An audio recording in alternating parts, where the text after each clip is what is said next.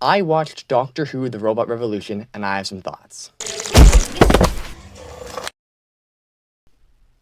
Hey guys, welcome to my video. We're finally at season 15 of Doctor Who, and we're at the first episode, The Robot Revolution. Let's dive in. So we open up 15 years ago, where Belinda's boyfriend, or whatever he is, gives her a star certificate, and he proceeds to give her the most awkward kiss I've ever seen. See, I would never let that happen to me, because I wouldn't try. Years later, robots acquire the certificate, and while the Doctor is looking for Belinda for mysterious reasons, the robots find Belinda and kidnap her, and they kill a cat.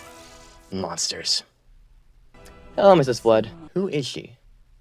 Hopefully they answer it. The Doctor screams for Belinda despite the fact that she wouldn't even hear him, and we get the intro. I do wish the intro was maybe a bit different, but whatever, it's a style, they're sticking with it, that's fine. The robots take her to their planet as weird timey-wimey stuff starts happening. The Doctor explains that the robots rose up and took over, and now they decided Belinda is their queen, so they're going to force her to marry someone, as robots do.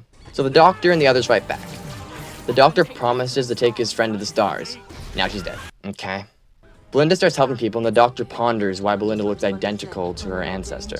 The two of them talk about why the robots took her, and we find out the certificate the robots have is from the future, and the Doctor traced it through time to follow her. Like, in a time travel way. Timey-wimey. Timey-wimey? Yep. Am I 6? And apparently Earth and the planet have a time fracture. Belinda surrenders and then finds out that her ex-boyfriend got taken too because the robots went back in time and took him after she told them to. Timey-wimey. Timey-wimey? Yep. We find out that Belinda rejected him because he was extremely overbearing, and after the robots took him, Al, that's his name, was eager to rule as king because he's an incel, I guess. But once he went into the machine, they made him all mechanical, and now he endures incredible pain. But then the Doctor and Belinda combine the older paper with the new paper and make a paradox. Timey-wimey. Then Al dies and the day is saved. The Doctor is now eager for Belinda to be his next companion, so he tries to draw her in, with a nice reference to Boom right here.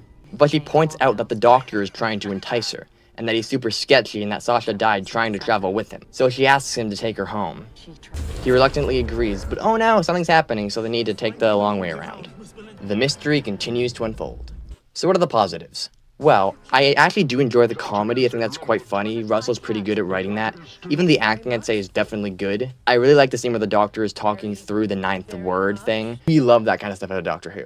It's that fun stuff that makes a scene nice. I also like the Doctor is now trying to be upfront and to the point, not trying to be mysterious. In Joy to the World, the Doctor complained about him being all mysterious, so he now wants to be less mysterious so people are more likely to travel with him. I actually like that character development. We can actually kind of see why he's being like that.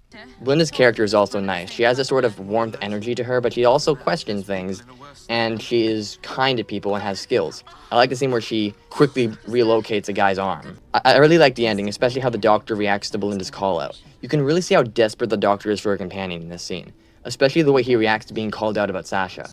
Now what about the negatives? Manny is a little overly disliking to Belinda. He looks at her like he killed his dog or something. I don't know, maybe he's just a jerk. Then at the end he dislikes her.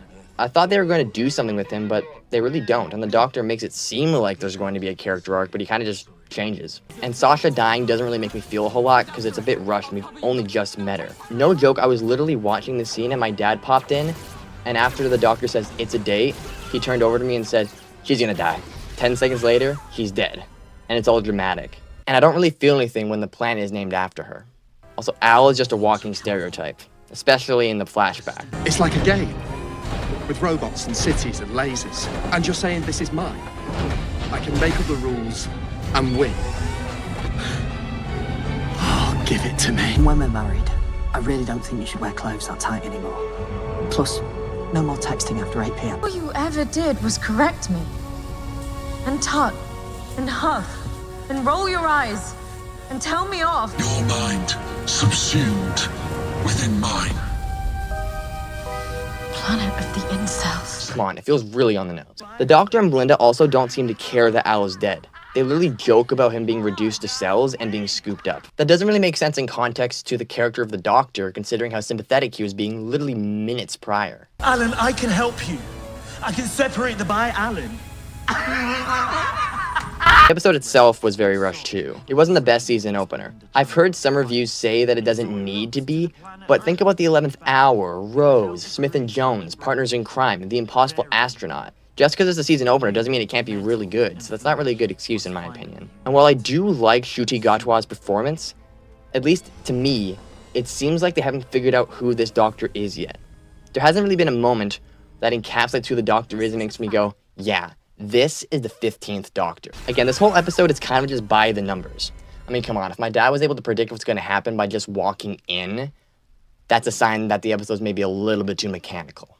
I do like the ending mystery and the dynamic between the Doctor and Belinda. I'm really hoping that this mystery is actually satisfying and not just a repeat of the last one. I'm cautiously hopeful.